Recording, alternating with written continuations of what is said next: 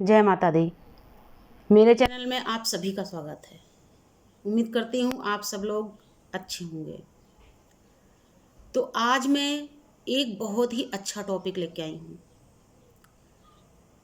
कहा जाए तो मैं एक अच्छी सी रेसिपी लेके आई हूँ जो कि हमारे लिए बहुत ज़्यादा स्वास्थ्यवर्धक है, बहुत फ़ायदेमंद है। और ये एक ऐसी चीज़ मैं आपको बताने वाली हूँ जिसको यूज करने के बाद आपका वज़न भी घटेगा।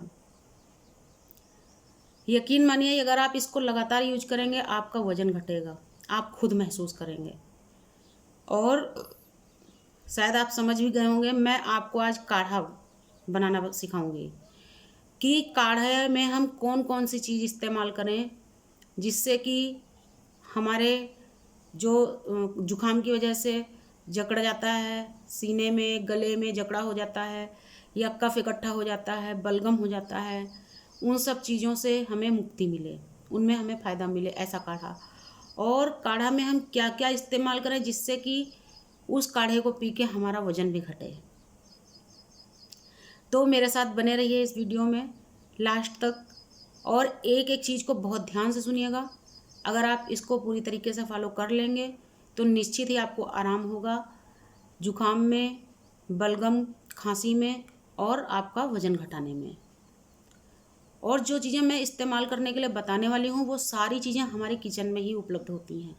लेकिन बस क्या होता है, हम ध्यान नहीं दे पाते हैं और हमें जो परेशानी होती है उससे हम परेशान होते रहते हैं। तो जब हम अपना काढ़ा बनाएंगे उसके लिए सबसे पहले आप 2 गिलास पानी उबलने के लिए रख दीजिए।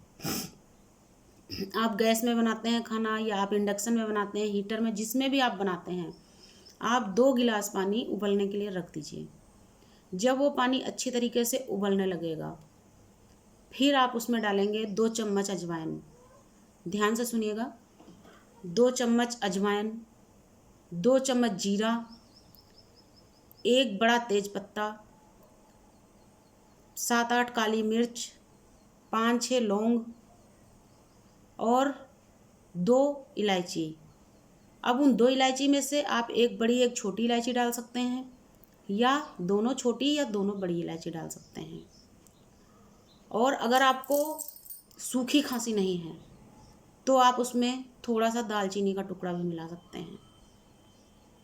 इसके अलावा इसी में आप आधा जायफल भी डाल दीजिए क्योंकि जायफल भी गर्म होता है और बहुत फ़ायदा करता है।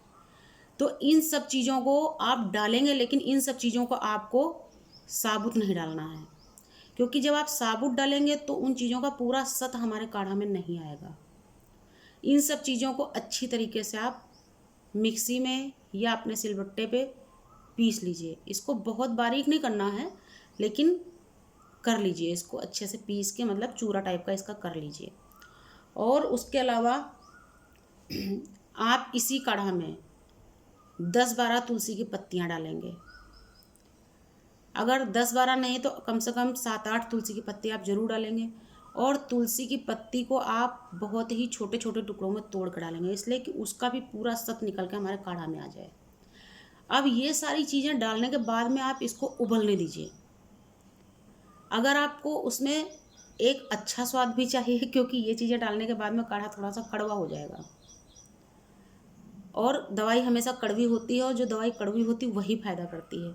लेकिन फिर भी अगर आपको ऐसा लगता है कि आप कड़वी दवाई नहीं पी सकते, कड़वा काढ़ा नहीं पी पाएंगे, तो आप इसमें 1 से 2 चम्मच चीनी अपनी पसंद के हिसाब से डाल सकते हैं। लेकिन आपको इस काढ़ा में दूध नहीं इस्तेमाल करना है। और अगर चीनी से आप बचना चाहें तो आप इसमें शहद भी मिला सकते हैं, लेकिन शहद आप तब डालेंगे जब हमारा काढ़ा बन के तैयार हो जाएगा। हम इसको छान लेंगे, उसके बाद उसमें हम 1 या 1.5 चम्मच शहद मिला के अच्छी तरीके से मिक्स करके पिएंगे। तो अब जब हमने ये सारी सामग्री इसमें डाल दी, उसके बाद में वो जो 2 गिलास पानी हमारा उबल रहा है उसको हम इतना उबालेंगे कि वो उबलते उबलते एक बड़े कप भर बचेगा हमारे पास। एक, मतलब बहुत छोटा कप नहीं होना चाहिए, बहुत मीडियम नहीं होना चाहिए, बहुत ज़्यादा बड़ा नहीं होना चाहिए कि वो गिलास भर का हो। मतलब मीडियम से थोड़ा सा बड़ा कप हमारा होना चाहिए, जैसे कि आप कॉफ़ी वाला कप समझ लीजिए। तो जो अगर कॉफ़ी वाला कप आपका है तो उसमें इतना सा खाली कप होना चाहिए, उसमें आप इस जो काढ़े को आपने बनाया है इसको आप छानेंगे। इतना मतलब आपका 2 गिलास से उबलते उबलते आपका इतना बचना चाहिए काढ़ा।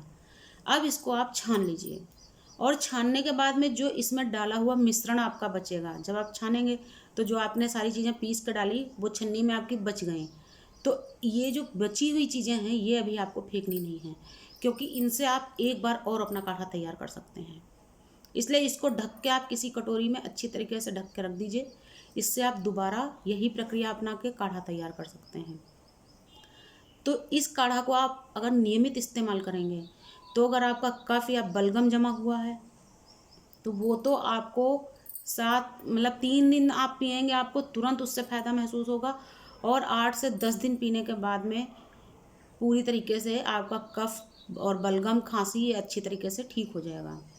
और अगर आप लगातार इसको यूज करेंगे तो आपका वेट इससे घटेगा।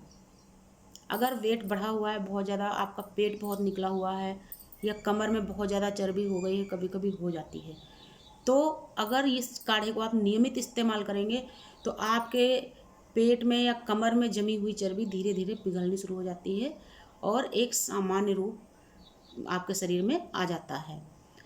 तो आज का वीडियो अगर आपको पसंद आया है तो ज़रूर इसको लाइक और शेयर करिएगा, इसको ज़्यादा से ज़्यादा शेयर करिएगा ताकि इसका फ़ायदा सभी लोगों को मिल सके।